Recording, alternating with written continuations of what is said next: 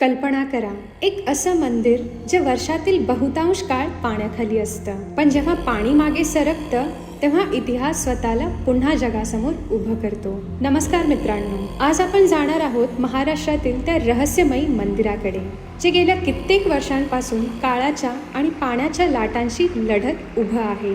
हे आहे पळसनाथ मंदिर. पुण्यापासून साधारण 125 किलोमीटर अंतरावर पळसदेव गावाजवळ हे मंदिर आहे.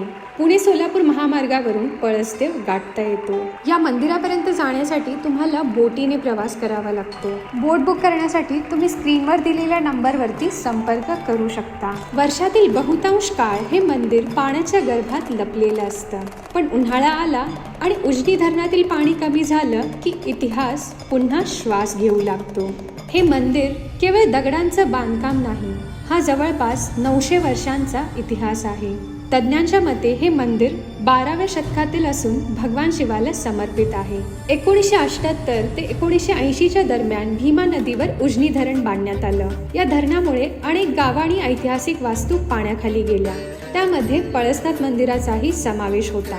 जेव्हा लोकांना कळलं की मंदिर धरणग्रस्त भागामध्ये जाईल, तेव्हा इथल्या लोकांनी मंदिरातील भगवान शिवाची पिंड दुसऱ्या एका मंदिरामध्ये स्थापित केली. मंदिरातील देव निघून गेला, गावं निघून गेली, पण हे मंदिर तिथेच राहिलं. 4 दशकांपेक्षा जास्त काळ पाण्याखाली राहूनही हे मंदिर आजही अभिमानाने उभं आहे. विचार करा, इतकी वर्ष पाण्याखाली राहून गाळ, पाण्याचा प्रचंड दाब हे सगळं सहन करूनही मंदिरावरील ही कोरीव नक्षी आजही जिवंत आहे.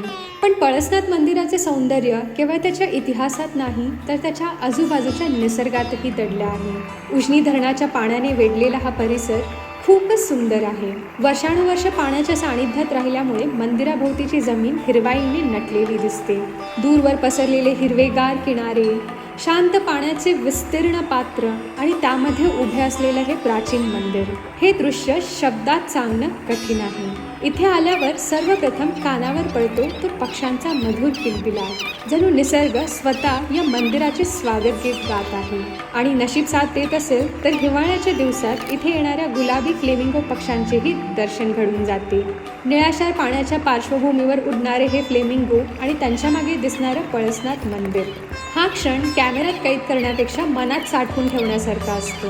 इथे आल्यावर मन शांत होतं, विचार थांबतात आणि फक्त निसर्गाच्या सानिध्यात हरवून जावंसं वाटतं.